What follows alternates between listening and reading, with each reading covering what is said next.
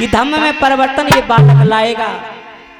लेकिन धम्म अगर किसी को पूछ दिया धम्म क्या है तो लोग चुप रह जाते, कहते भैया वो तो भगवान बुद्ध का धम्म है, धर्म है।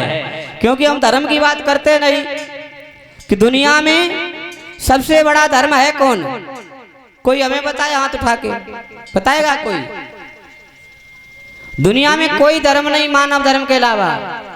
मानव धर्म से बढ़कर के दुनिया में कोई धर्म नहीं है। भले ही तुम कुछ भी कोई भी कार्य करते हो, बहुत से लोग कहते हैं हम तो फलाने धर्म के हैं, हम तो फलाने धर्म के हैं। एक लोगों से कह दिया तो कह भैया वो तो बौद्ध धर्म है।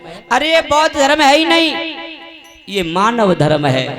क्योंकि धर्म कोई नहीं होता है मानव से बढ़कर, जिसके अंदर मानवीय गुण नहीं है वो धर्म के योग्य नहीं होता है। बोलिए भगवान बुद्ध की। आज ये देखा, उसी समय विचार किया है और बोले महाराज, कहने लगे महाराज तुम रोते क्यों हो? रोने की आवाज आई, उसी समय जवाब दिया है क्या कि धर्म को जानते हो, ये धर्म को में परिवर्तन लाएगा और ये झूठी पूजा संसार से हटाएगा। जो असली पूजा है उसका संसार में लोगों को ज्ञान कराएगा। असली पूजा क्या है? कभी कहता, मैं नहीं कह रहा हूं,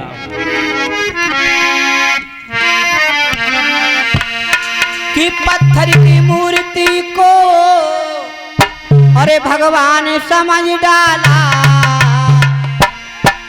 माँ बाप से कहते हो एहसान क्या कर डाला।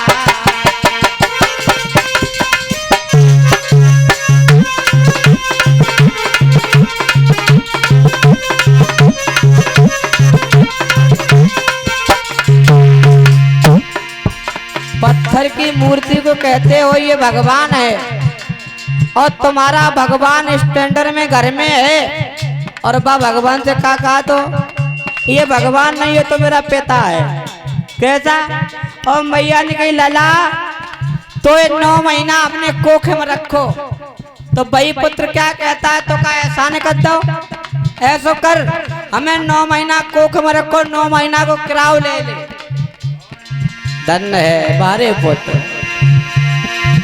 पत्थर की मूर्ति को भगवान समझ डाला, बाप से कहते हो एहसान क्या कर डाला, माँ बाप से कहते हो एहसान क्या कर डाला।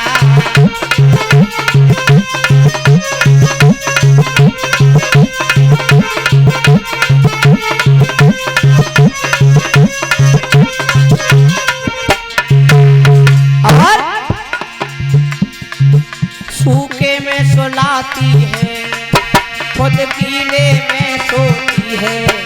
सूखे में सुलाती है, अरे कीले में सोती है। फिर भी मैया से तुम, फिर भी मैया से तुम क्या हुक्म चलाते हो, माँ बाप से कहते हो एहसान क्या कर डाला, बाप से कहते हो एहसान क्या कर डाला।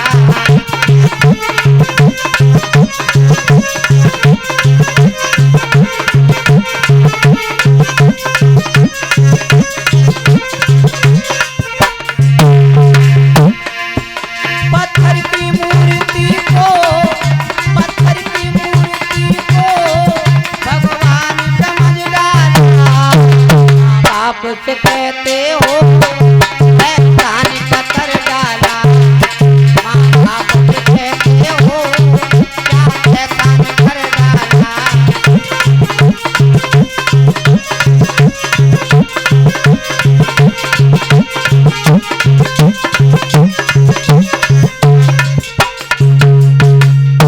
एक मैया है वो कहती है कि लला तो ये 9 महीना हमने कोख में रखो। वही वाला कहता है कि तो 9 महीना को हमसे किराया ले ले, तूने कोई एहसान नहीं किया है। और वही मैया अगर कह दे लाला से, कह दे लाला ऐसो कर किराया नहीं वो चाहिए, 9 महीना सिर्फ तू अपनी गोदी में हमें रख। कोख की बात छोड़, कोख की तो तेरी ताकत ही नहीं है।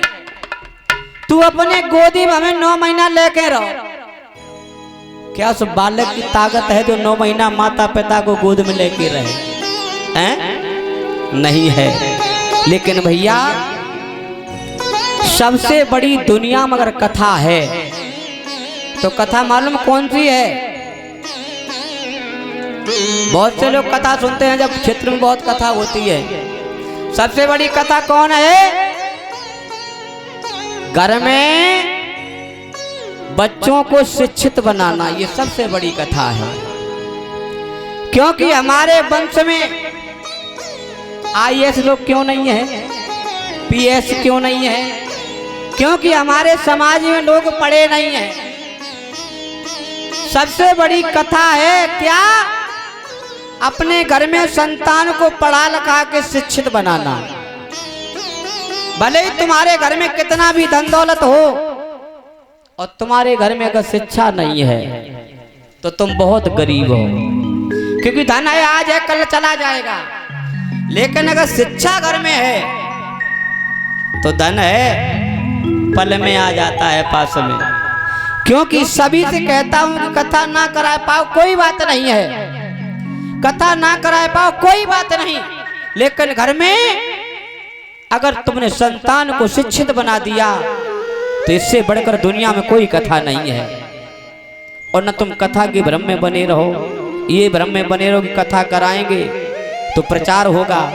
ऐसा नहीं है। कथा कराने से एक प्रेरणा मिलती, जो प्रेरणा हम दे रहा हूँ, लोगों को जागृत कर रहा हूँ, घर में बच्चों को पढ़ाओ। अभी देख रहे थे कुछ दिन पहले कोरोना आया, बच्चों की शिक्षा पतन हो गई।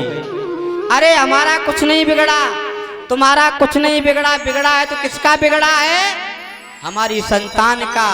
हमारे संतान क्या? संतान की जो जड़ है ना, वृक्ष की जड़ ही नष्ट हो गई। कैसा? बहुत से बालक हाई स्कूल में पढ़ते थे, बिना पढ़े बिना शिक्षा के वो बालक सीधा इंटर में पहुंच गया, परीक्षा भी नहीं हुई।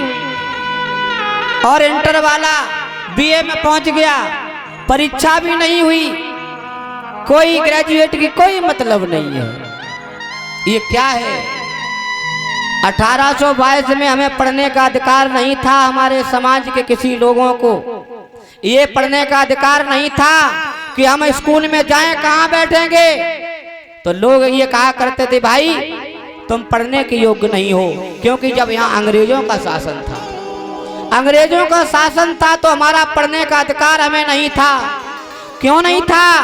क्योंकि लोग वो कहते ये तो अछूत हैं, ये छूने की योग्य नहीं है। कहने का मतलब है कि जब 1822 में अधिकार नहीं था। भैया ये चुनाव तो कब से चालू हुए? 1952 ईस्वी से। चुनाव तब चालू हुए जब देश स्वतंत्र हुआ 1947 में।